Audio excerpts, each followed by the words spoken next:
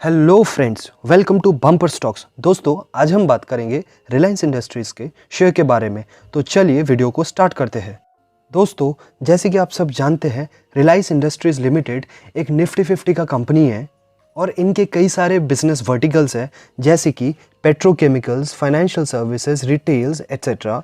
अब अगर हम इनके रेवेन्यू वाइज ब्रेकअप की बात करें तो जैसे कि आप यहाँ देख सकते हैं, पेट्रोकेमिकल से 33.3% का रेवेन्यू जनरेट होता है और वहीं फाइनेंशियल सर्विसेज से 0.5% का, रिटेल से 10.4% का, डिजिटल सर्विसेज से 24.2% का और रिफाइन एंड मार्केटिंग से 26.7% का और बाकी बिजनेसेस से इनके लगभग 4.9% का रेवेन्यू जनरेट होता है। और दोस्तों, साथ ही आप ये भी देख सकते हैं कि किस तरीके से कंपनी का जो रेवेन्यू है वो ईयर ऑन ईयर बेसिस में किस तरीके से ग्रो कर रहा है, जिनके वजह से इनकी प्रॉफिट्स जो है वो भी ईयर ऑन ईयर बेसिस में इंक्रीज हो रहे हैं। दोस्तों, इस कंपनी के लिए जो पॉजिटिव बात है वो ये है कि इसका शेयर होल्डिंग पैटर्न बहुत ही ज़बरदस्त है। जैसे कि आप यहाँ देख सकते हैं, प्रोमोटर के पास लगभग 49.11% का स्टेक है, वहीं म्यूचुअल फंड्स के पास 6.18% का स्टेक है, अदर डोमेस्टिक इंस्टीट्यूशंस के पास 9.54% का और साथ ही फॉरेन इंस्टीट्यूशंस के पास लगभग 21.91% का स्टेक है, जो कि ना कंपनी के लिए एक बहुत ही पॉजिटिव बात है। और दोस्तों, बेस्ट पार्ट ये है कि कंपनी लगातार अपने बिजनेस में इन्वेस्टमेंट करते जा रहे हैं और अपने बिजनेस को एक्सपेंड कर रहे हैं और साथ ही लगातार ये नए नए कंपनीज को अक्वायर भी कर रहे हैं ताकि ग्लोबली अलग अलग बिजनेस वर्टिकल्स में ये कंपनी ग्रो कर सके।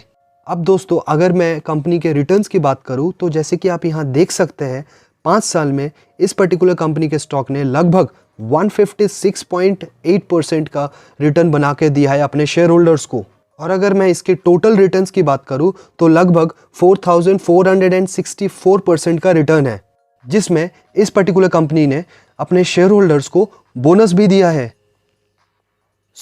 अगर हम इस पर्टिकुलर कंपनी के स्टॉक के रिटर्न की बात करें तो हम ये कह सकते हैं कि इसका जो रिटर्न है वो एवरेज है, ना बहुत ख़राब है और ना ही बहुत अच्छा है। क्योंकि ये एक लार्ज कैप कंपनी है, इसीलिए हम इस पर्टिकुलर कंपनी के स्टॉक से एक on an average decent amount ही एक्सपेक्ट कर सकते हैं विथ मिनिमम रिस्क। जी हाँ दोस्तों, आपने बिल्कुल सही सुना है। इस पर्टिकुलर कंपनी के स्टॉक में ना ही ज़्यादा आपको प्रॉफिट मिलेगा और आपका जो रिस्क है वो भी बहुत कम रहेगा और आपका जो इन्वेस्टमेंट है वो थोड़ा थोड़ा करके over the period of time grow होते रहेगा और आप बिल्कुल सेफ साइड में रहेंगे। अब दोस्तों, कंपनी के लिए जो नेक्स्ट ट्रिगरिंग पॉइंट है वो ये है कि रिसेंटली कंपनी ने ये अनाउंस किया है कि वो अपने जियो फाइनेंशियल सर्विसेज लिमिटेड को, जो इनके पेरेंट कंपनी है रिलायंस इंडस्ट्रीज लिमिटेड, वहां से डीमर्ज करने वाला है। जी हाँ दोस्तों, आपने सही सुना है, डीमर्ज करने वाला है। यानी Jio financial services limited Reliance industries से अलग होकर एक नया एंटिटी के तौर पर BSE और NSE में लिस्ट होगा और जिसका टेंटेटिव डेट बताया गया है अक्टूबर, जिसके लिए कंपनी के जो शेयर होल्डर्स है और इनके जो क्रेडिटर्स है वो एक मीटिंग कंडक्ट कराने वाले हैं 2 मई को, जिसमें जियो फाइनेंशियल सर्विसेज लिमिटेड के लिस्टिंग को लेकर डिस्कशंस होने वाले हैं। अब दोस्तों, कंपनी ने रिसेंटली एक अनाउंसमेंट किया था जिसमें उन्होंने बताया था कि जिनके पास भी रिलायंस इंडस्ट्रीज लिमिटेड के शेयर्स होंगे उनको जियो फाइनेंशियल सर्विसेज लिमिटेड के एक और शेयर मिलेंगे। जी हाँ दोस्तों, आपने बिल्कुल सही सुना है। अगर आपके पास रिलायंस इंडस्ट्रीज लिमिटेड के एक शेयर होंगे तो उसके बदले में आपको जियो फाइनेंशियल सर्विसेज लिमिटेड के एक और शेयर दिए जाएंगे। बट इससे रिलेटेड कंपनी ने अभी तक कोई भी एग्जैक्ट डेट अनाउंस नहीं किया है।